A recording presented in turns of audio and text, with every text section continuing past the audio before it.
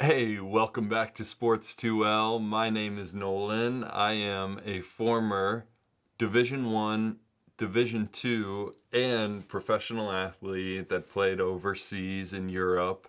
And today I'm going to be going through my top 5 tips for athletes, especially young athletes going into college or trying to pursue some type of athletic endeavor. My top 5 tips, starting with number 5, which is nutrition matters. And I think this is one that we always hear about throughout high school and college as you play sports. Think about what you're eating. And, it never really came up for me until I got to college when I really started thinking about this in a different way. And I think this is something that I struggled with in college and was able to kind of have more success in the field of nutrition post college. And right now, I weigh about 215 pounds, which is what I always tend to play my best at and kind of tend to hover around this type of weight. In my career in college, I think the most I got up to was maybe 240, 245, which is not that big for somebody my size. 6'9", 6'10", 240 pounds is not big. But it did feel different. And that is mainly because I wasn't doing it in the right way, gaining weight, that is. Eating Chipotle every other day and then Subway or Burger King or, mixing in a bunch of different fast food options.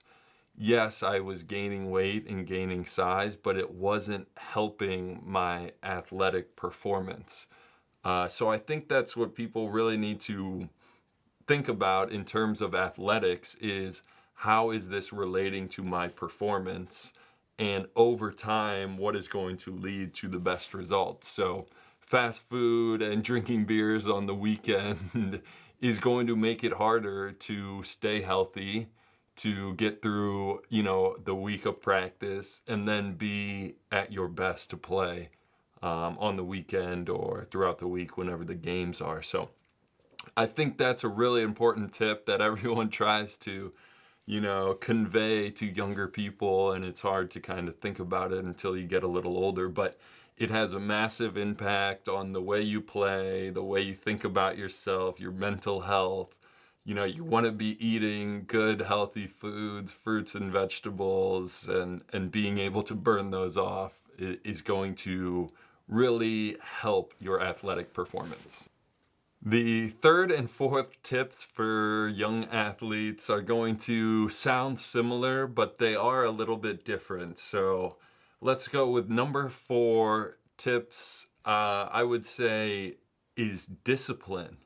And this is something that a lot of athletes don't think about because there is such a big spectrum of, people at the Division 1 level or professionally and how they spend their time working on their body or working on their craft. So it is important to think about and things to know is like going into college, there are people on your own team who will wake up at 5 a.m. and eat their first meal and get ready for class and then go to breakfast check and then go to weights. And then after weights, they've got other classes. And then after that is practice. And after practice, they're doing study hall. And after, there are lots of people at the Division 1, Division 2 level like that, just relentless work ethic. And then, especially in basketball, there is another end of the spectrum of people who show up and perform, and after that do not really think about, their bodies or what they're eating or how much film they're watching. So it's important to note that there are a lot of different spectrums. The third thing I would say for anybody pursuing athletics is to put your ego to the side. It's very hard. We're all good players in middle school and, the best players in high school. And I think at least for my career, I got used to being the best player in high school, where the guys on my team would give me easy layups and I would get to take the shots and I would get to make the big plays. And, you get in a mindset like this is exactly how it's going to be in college. This is how it's going to be at the professional level. And so you have to kind of put your ego to the side. And this is something that I struggled with because I think I always wanted it my way, as so many of us do.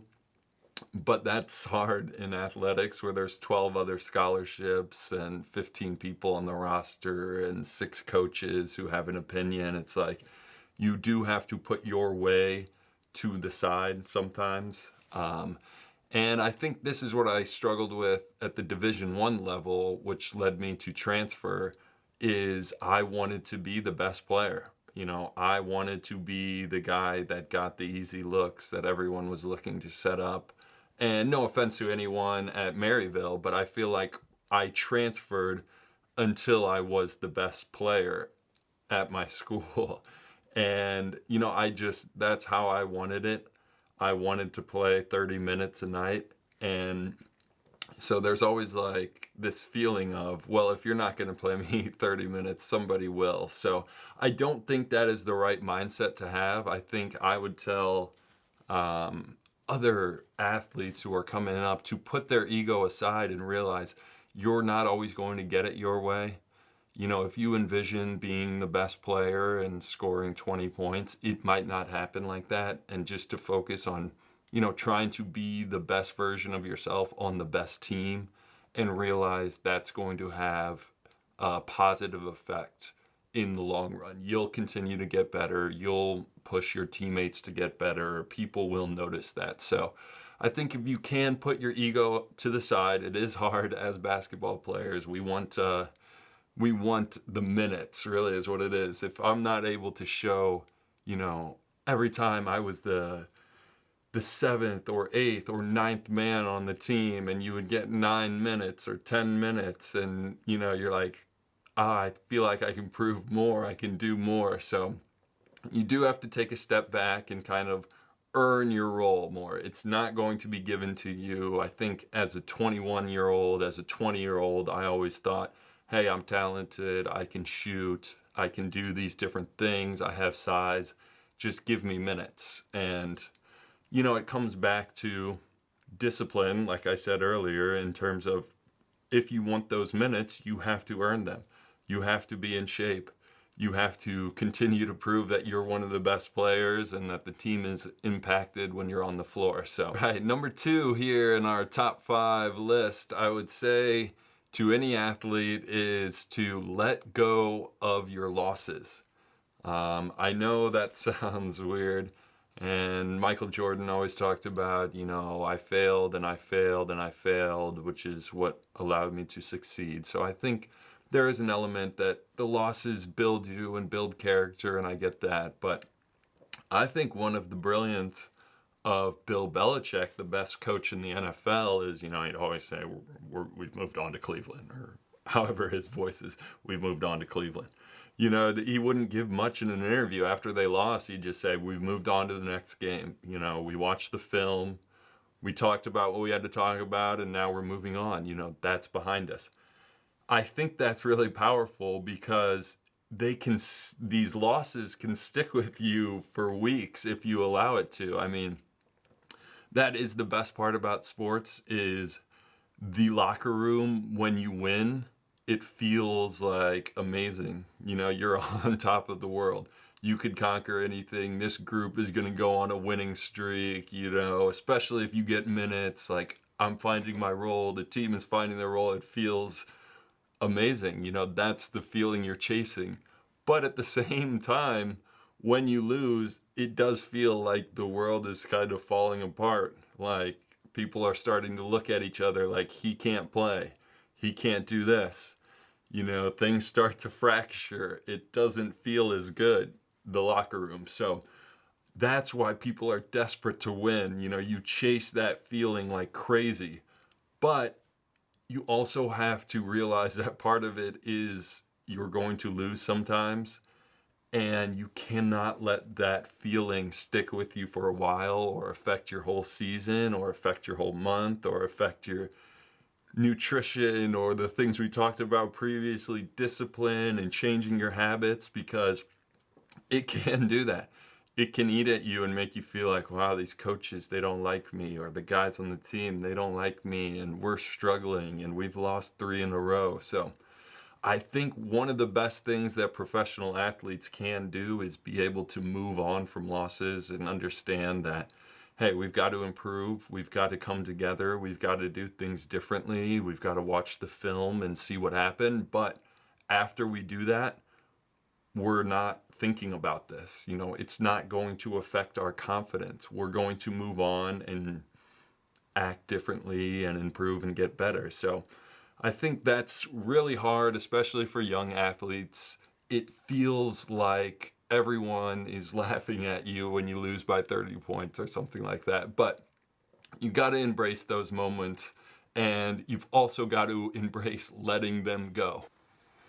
Okay, so we get down to the number one piece of advice I would have for younger athletes. Get in the comments, let me know which ones I missed, what you guys think should have been included, or anything else you got to say. Let us know in the comments. And get ready, we're having another stream later this week, so join us live. But my number one piece of advice to young athletes would be stop looking at your stats. This is what I say when when I am playing with anyone in college or any younger athletes who ask me what I think or what I would tell them. Especially in basketball, I would say stop looking at your stats. This is looking at the box score, seeing how many points you had, seeing how many rebounds you had, all those things. You have to stop doing it, because at least in my career, I felt like there were games where I would have 20 points and 10 rebounds, but I shot the ball not a great percentage. I had 2 costly turnovers down the stretch. I missed these rebounds. And so after the game, if we won or if we lost, people would say, oh, great game, you had 20 and 10. And, I'd be thinking in my head, that was a horrible game. What was I thinking? I did this, I didn't do this. And then on the flip side, there were other games where you'd have 12 points and 5 rebounds and 4 assists and a couple blocks. And you'd go, wow, I was the best player. I was the most impactful player. And you talk to friends and family and then be like, dude, you'll get them next time. That was a good win or that was a tough loss, but you'll improve, you'll keep getting better. It was almost like a disappointment, and you're like thinking in your head, I thought that was the best game I've played. Like, I was just completely dominant. So the point is, stats do not dictate everything, especially in basketball. I'm sure it relates to other sports, but you can be the most impactful player without scoring 20 points. You can be the person that jumps off the page, if that makes sense. Jumps off the film to coaches when they're watching you without scoring 20 points or dominating statistically. There are a lot of NBA players that know how to play their roles. And there are a lot of guys who could put up more stats who are not playing in the NBA. And so it really relates to the impact you have on the game. And that, I think, is what young athletes need to focus on more than ever is, did I impact this game? Was I the best player?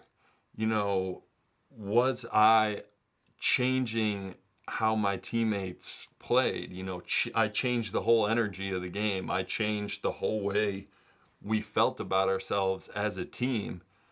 And you can do that through your play, and it doesn't all automatically mean you're going to be the MVP of the game or the guy that has 20 points or the guy who scores 3 goals or whatever your sport is. Focus on impacting the game, and a lot of good will come from that. So thanks for the time. Remember to like and subscribe. Sports2L, we got live streams coming. So thanks again.